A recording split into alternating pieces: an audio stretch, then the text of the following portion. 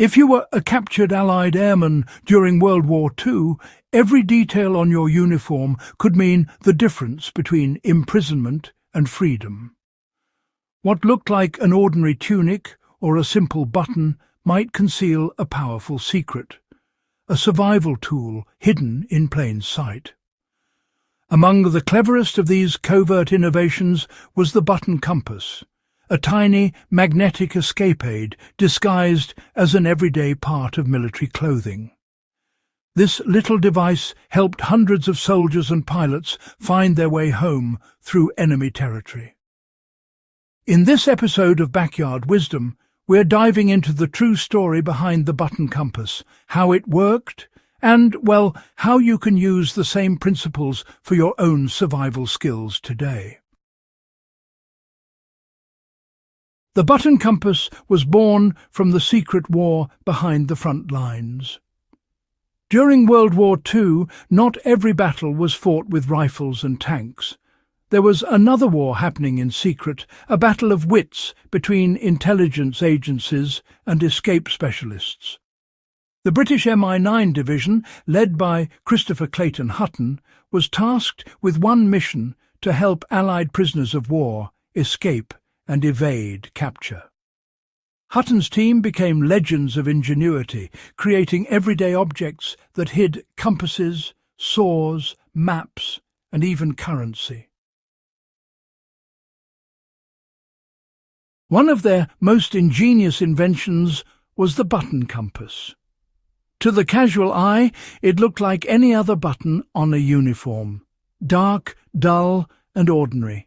But inside, it contained a working magnetic compass small enough to guide a soldier across enemy territory.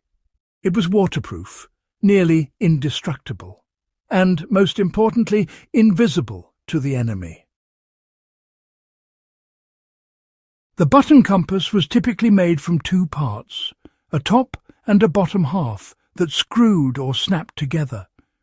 The upper half contained a tiny magnetized disc or needle, carefully balanced on a pin or pivot point so it could spin freely.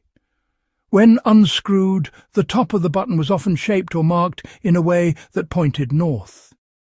In some designs, the north indicator was a small phosphorescent dot, barely visible but enough to give direction, even in the dark. Many versions were magnetized with great precision by MI9 engineers. The magnetized needle or disc was treated so that one side always pointed north, allowing the wearer to orient themselves without any visible movement of the device while it was still sewn to the uniform. Some of the more advanced designs could even be detached and floated on water, functioning as a makeshift compass bowl when paired with a leaf or bit of cork. It was subtle, elegant, and nearly impossible for guards to detect unless they knew exactly what to look for. Captured pilots and soldiers were often stripped of their equipment, but uniforms were usually left intact. That's where the button compass shone. Its genius lay in its disguise. Escaping airmen would unscrew or pop off the button from their tunic, suspend the compass half on a thread, or set it on a puddle of water to find north. With that simple bearing, they could navigate by the stars, the sun, or known landmarks. There are documented cases of RAF airmen using button compasses to traverse hundreds of kilometers through occupied Europe, guided only by the needle's silent movement. In one notable example, a downed pilot in France used his uniform button to orient himself toward neutral Spain. His escape took several weeks, and the tiny compass hidden on his chest proved more valuable than any map. These devices weren't limited to buttons either. Some were disguised as collar studs, belt buckles, or even razor blades. But the button compass remained the most discreet, perfectly blending into standard military attire without suspicion. The technology behind the button compass is honestly surprisingly simple, and with just a little bit of know-how you can, well, replicate its principle for survival purposes. To make a functional mini-compass, all you really need is a small piece of magnetized steel, like, say, a sewing needle, or even a razor fragment, a floating surface such as a leaf or a bottle cap, and a shallow bowl of water. Rub the needle several times in one direction with a magnet, or, if that's not handy, even silk will do to magnetize it. Then just balance it carefully on the floating surface.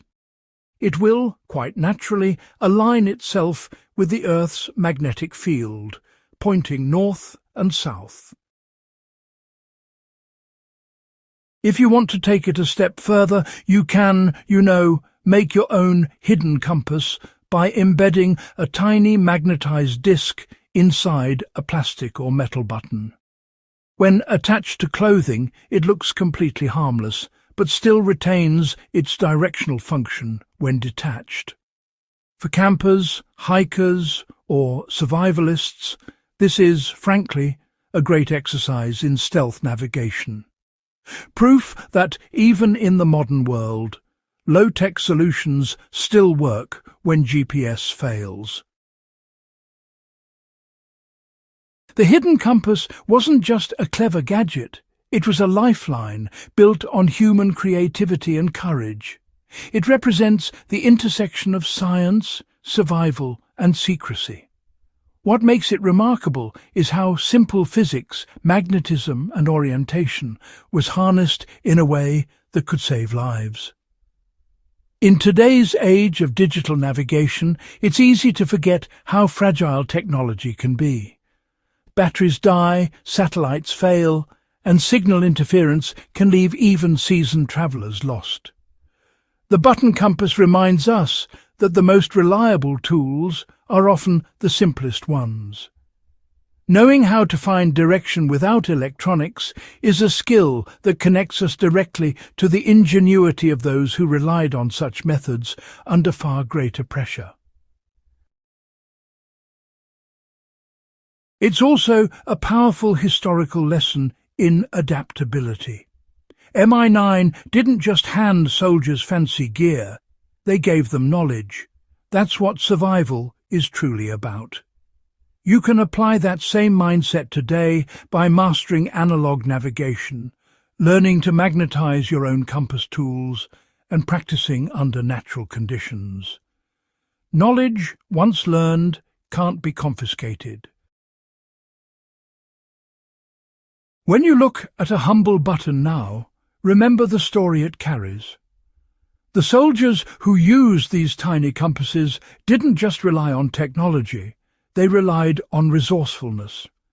Every rotation of that hidden needle represented determination, hope, and the unbreakable human instinct to find a way home. This is the kind of wisdom that never goes out of style. It's why studying these forgotten inventions isn't just about nostalgia, it's about preserving skills that still matter.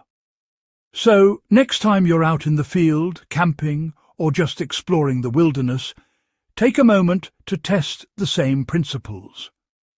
Make your own compass, hide it in plain sight, and see how well it guides you. If you found this story of wartime ingenuity as fascinating as I did, make sure to subscribe to Backyard Wisdom for more deep dives into lost survival knowledge and forgotten history. Share this episode with fellow history enthusiasts and survivalists, because the more we remember, the more we can learn from those who came before us.